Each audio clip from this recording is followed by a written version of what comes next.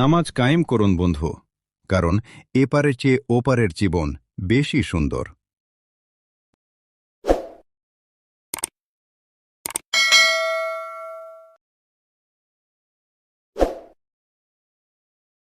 New Zealand সিরিজকে সামনে রেখে বাংলাদেশের কন্ডিশনিং ক্যাম্প শুরু।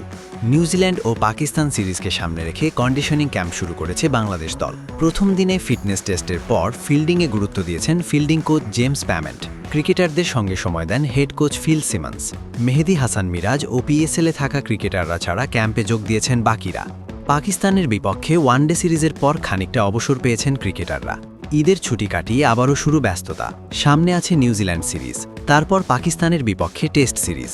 হাতে যথেষ্ট সময় থাকায় ক্রিকেটারদের ফিটনেস স্কিল নিয়ে কাজ করার সুযোগ মিস করেনি টিম ম্যানেজমেন্ট।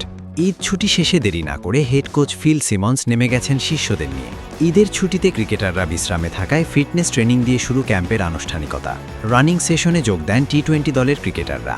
এরপর একে একে ওয়ানডে ও টেস্ট দলের ক্রিকেটাররাও যোগ দিয়েছেন ক্যাম্পে। লম্বা সময় দেন রানিংয়ে। ফিটনেস উন্নয়নে কিছু কসরত করেন তারা। এরপর ক্রিকেটাররা মনোযোগ দেন ফিল্ডিং সেশনে। ফিল্ডিং কোচ প্যামেন্ট কয়েকটি ভাগে ভাগ করে কাজ করেন শিষ্যদের নিয়ে। এদিন গ্রাউন্ড ফিল্ডিংয়ে বেশ গুরুত্ব দিয়েছেন কোচ। বেশ কিছু নতুন টেকনিক নিয়েও কাজ করেন। পাকিস্তানের বিপক্ষে ওয়ানডে সিরিজে কিছুটা ঢিলেঢালা ফিল্ডিং দেখা গেছে বাংলাদেশের, সেই কারণেই গ্রাউন্ড ফিল্ডিংয়ে কাজ করেছেন। টি-20তে কিভাবে রান বাঁচানো কিংবা রান আউট করা যায় সেই স্কিল তৈরিতে বাড়তি গুরুত্ব দেওয়া হয়েছে। এরপর কাজ করেন লং ক্যাচ নিয়ে। টাইগাররা সম্প্রতি ক্যাচিংয়ে ভালো করলেও মাঝে মধ্যে সহজ ক্যাচও মিস করতে দেখা গেছে, যে কারণে বাড়তি গুরুত্ব পেয়েছে লং ক্যাচিং অনুশীলন। বিকালের সেশনে ট্রেইনার ও ফিজিও ছিলেন সৌম্য লিটনদের ফিটনেসের দেখভালের দায়িত্বে। সপ্তাহখানিক এভাবেই চলবে ফিটনেস ও ফিল্ডিংয়ের কাজ। 4 এপ্রিল শুরু হবে লাল ও সাদা বলের ক্রিকেটারদের ব্যাট বলের অনুশীলন। 10 অথবা 11 এপ্রিল থেকে শুরু নিউজিল্যান্ড সিরিজের জন্য চূড়ান্ত অনুশীলন। সিরিজ শুরুর আগে প্রস্তুতি ম্যাচ আয়োজনের পরিকল্পনা আছে ম্যানেজমেন্টের। কোচিং স্টাফের বেশিরভাগ সদস্য এখনও ছুটিতে আছেন।